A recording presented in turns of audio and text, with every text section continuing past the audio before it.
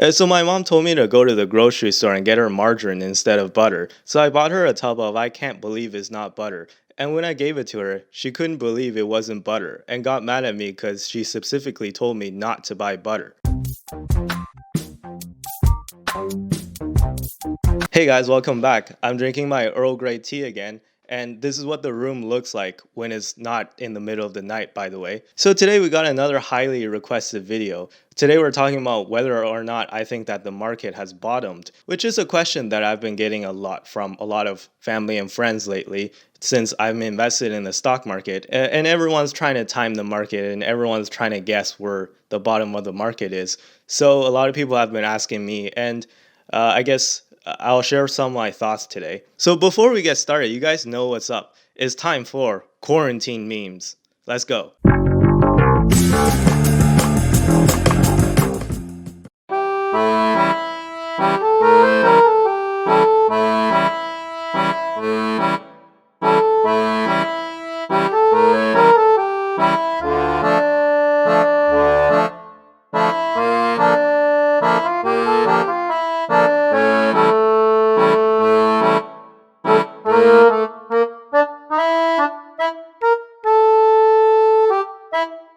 Anyways, hope you guys enjoyed that. So as some of you must be aware, last week we had one of the most turbulent weeks in the stock market ever. So Monday we hit sort of a bottom. I don't know if it's the bottom, but we hit a bottom. And on Tuesday to Thursday we had one of the biggest market rallies ever. And the market went up by double digits in total. And on Friday, we kind of had a little bit of a correction and it went back down a little bit, but it was still highly above what the bottom was on Monday. So a lot of people have been asking me, do I think that the bottom on last Monday was the bottom of the overall market, or do I think that the market might crash even more? Now, you guys know I don't like making short-term predictions, but I guess I'll just share some of my thoughts. To answer the question, in a brief sentence, do I think that the market has bottomed?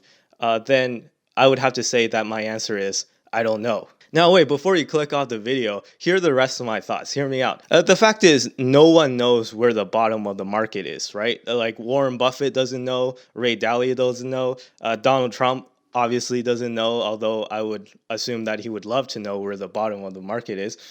So nobody knows. And anyone who tells you that they know where the bottom of the market is obviously lying to you. So here are some of my thoughts on what might happen in the short term, despite me not knowing where the bottom of the market is either. The way I see it, that the coronavirus outbreak is going to get worse before it gets better. Now, don't get me wrong, I'm not one of those pessimistic perma-bear people, but I don't mean to be the bearer of bad news. But if you look at the trends of the outbreak and the total amount of cases, especially in the United States, it's only going to go up, right? And it's going up in an exponential scale at the moment. And there's no signs that it is curving or slowing down. And President Trump has gone on the record saying that he hopes to open up businesses by Easter. Now, I think that is super optimistic. And frankly, I don't really think that's going to happen because, well, if he does, then it's going to be a bad time for America. Because by then, the virus outbreak won't be over and it'll actually be nearing the peak. And if you open up the businesses at that point, I think it's just going to be a disaster. So I think he's going to change his mind and he's not actually going to open up businesses by Easter. So once he does, then I think that the market might react to that pretty negatively and have a small correction right there. But once again, whether or not it's going to dip below Monday's levels, I really don't know. But if you were to put a gun to my head and force me to answer whether or not I think the market has hit the bottom, I would say no. But once again, I don't like making short-term predictions, and I'm just some guy on YouTube, so don't listen to me. But I would have to say that we can expect to see some more short-term dips in the future, in the near term. And if you were to ask me when I think the bottom will be, if it wasn't last Monday, then I would have to say maybe sometime in the next 30 days, I think we will hit the bottom. And the way I arrived at this number is if you look at outbreak trends in Asia, let's say like South Korea or Japan or Singapore or China. I know a lot of people don't believe the numbers that are coming out of China, but if you want an indication and a number that's maybe more trustworthy, you can look at, let's say, a South Korea. They had that outbreak around the same time as China, maybe a little bit after that. And then their curve started flattening maybe like 2 to 3 months since the start of the outbreak. So I think here in Canada or the United States, we're still a bit away from that. And it hasn't peaked yet, right? So it's gonna get a little worse before it gets better. So this past weekend, President Trump has threatened to quarantine New York and then quickly backed off his comments.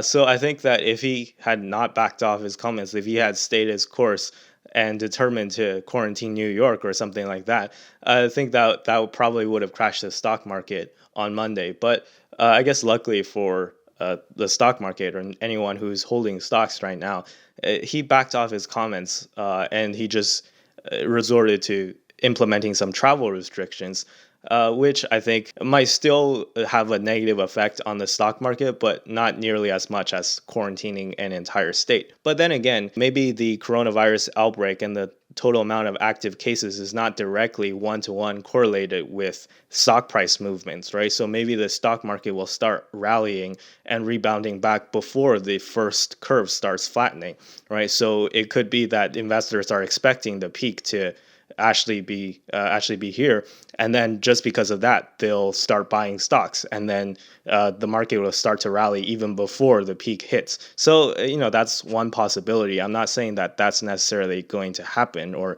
that's necessarily going to be the case, but that's just my thoughts. And besides, if you look at the rally last week from Tuesday to Thursday, I would say that that's pretty unsustainable because the market never goes straight up. You'll never see a case where we rally out of a bear market just in a straight line. There's always smaller dips, right? So from a probability standpoint, I don't think that you'll see daily stock price increases by like 5+ % every day until we're back to where we were in like January. I just don't think that that's going to happen. So we'll definitely see smaller dips along the way.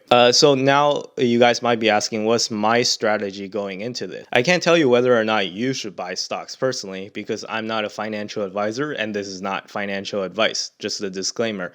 But I will tell you what I'm doing. And what I'm doing is I'm loading up on cash and I'm just buying every little dip that there is and averaging down my cost. And if you have been watching this channel for a while, you'll know that that's just the same strategy that I've been doing all this time, right? So just because the market is crashing or the market is experiencing sort of a temporary rally, that doesn't mean that I'm gonna change up my strategy a whole lot, right? I'm still gonna focus on the long term, and I'm still gonna focus on dollar cost averaging and just averaging down my basis every chance I get. And remember, your goal as a long-term investor is not to time the bottom. So if you're trying to time the bottom, if you're trying to catch the absolute bottom of the market, it's very unlikely that you'll actually be able to do so because the chances that you'll make this prediction right is very minuscule.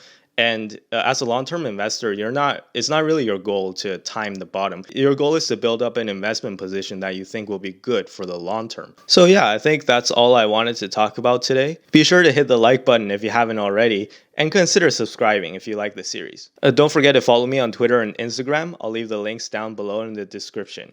Don't forget, I have a book, Financial Independence Theory. You can find it on Amazon. And with that being said, I'll see you guys in the next video. Bye-bye.